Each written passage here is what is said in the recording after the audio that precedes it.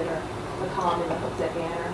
Having been someone who had gone through a really horrible experience about not knowing information, our lives are very, very busy.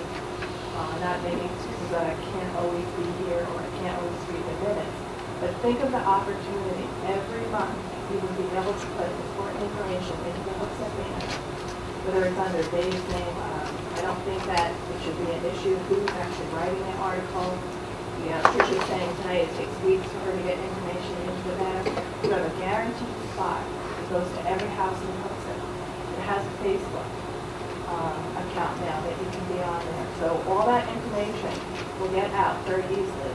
If I read an article on their Facebook, I can send it to someone else. Think of that information that will get out to people in a very timely manner.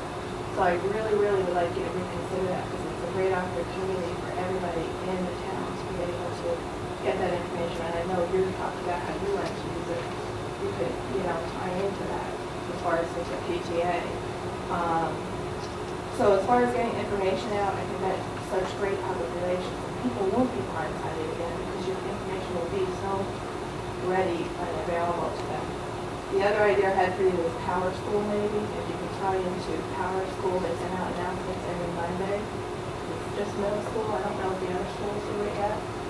But it's really a great opportunity to get your information out to people. I also, having gone through the high school reassignments, when you're talking about timelines, when you're talking about just bringing that policy up again in June, it's going to be like August, September before you make a decision. These 7th graders are already making decisions about their high school. So when you're looking at the timeline and what you're going to do, I just really want you to urge you to keep that in mind when you're making these decisions, if you can do it quickly and let the people know ahead of time. Thank you. Thank you.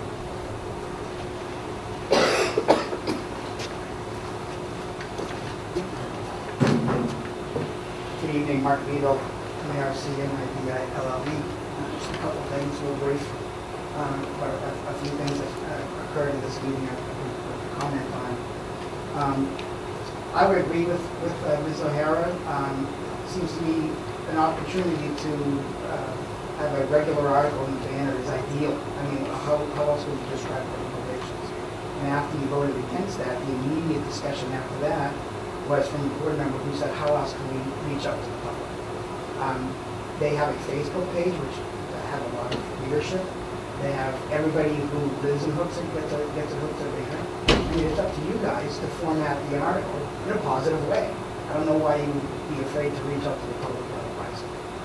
It seems to me, if she's asking for a school article, it would be whatever you wanted to talk about. She would be willing to print any information that you post, whether it's about the school district, the administration, the school board, schools itself, a particular school, a particular event.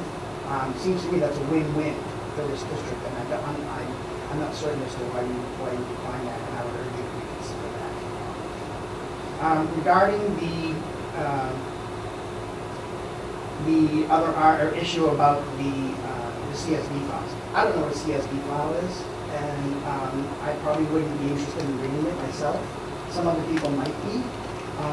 But I guess I want some clarification on whether it's just a CSV format that the public is not able to get, or, I mean, even if I wanted to ask for it in a right to know request, I'm okay if I wanted it, or if somebody else wanted it. A PDF file, I guess, would suffice. I don't know the difference between the two. I know what a PDF file is, but if I wanted the information, and if it's publicly available to me, I think I have a right to get it.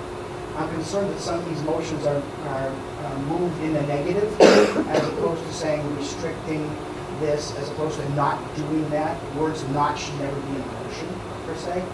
And that's kind of in the Robert's rules. That's just go aside. And I was also concerned about a comment made by a member tonight as to the motive as to why somebody wants to request right-to-know information. The why, as to why somebody requests the information, is irrelevant to the person that's being requested of it. They don't need to know why. It's the information, and they can do whatever they want with it. The person who is being requested of has no right to ask that person why they want it. it's irrelevant, and it's inappropriate to ask that question. And it should not be viewed or taken as a personal attack on that agency, organization, or person. It's not personal. This is a well-established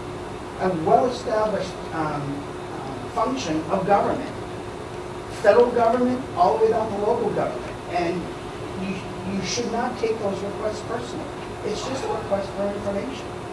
I also want to state again, as a budget committee member now at this point, Dr. Schenkel, our town administrator Schenkel, established some criteria for the budgetary process this year during his first budgetary review. And he had 3 criteria. And one of the criteria was to establish a data gathering information process, and as a major criteria for all departments and boards. And it is that data gathering information that for the budget committee to learn whether the funding should be approved or recommended or not. It's not an agenda, it's just information gathering. And he even supplied the advice to us, and I would happen to agree with it, myself personally, not speaking for the board. He said, in those discussions of the budget review, if you don't get that information, and if you're restricted from that information, you should not vote for that funding for that information of what you're asking for. He said that several times. He said it on video at one of those videos that Dr. Earl was talking about. So again, this is not personal. This is a request for information. There's nothing wrong with that. Thank you very much for your time. Thank you. Take care of that. Hi, Tracy Huffman, 36 Carriage Lane. I just wanted to address the name badges. I know it's not like in Jason, did you have them, it looked great. And I'm thinking back 3 years ago, I didn't know who was on the school board. However, as a parent, if I went to a school board meeting to see what was happening, and I saw somebody there wearing a badge, I'd be like, somebody I voted for, they're here for the same reason I am. They're identifying themselves as a school board member. That would make me feel great about somebody I voted for. You know, a little confused about why the rest of the board voted not to have. I was here a couple months ago, or a couple weeks ago, when you all voted to be on different committees. It'd be great for somebody else in the public to see that you're proud of this group. If you're proud of what you're doing, you'd want to identify yourself as a school board member. And I just have to echo what Mark and Kathy said about the banner. What a great way to get things out about what you're doing here every other week, about what's happening in the school. The kids just came back from UC, put that in there. Do you want more public input? You want more people here at the meetings? Something in there that's going to get our interest here. You can see there's not a lot of people left, but they see something in the banner, we're coming up, this is coming up to the school board, you're going to put their interest in the want to be here. So just, I'd ask you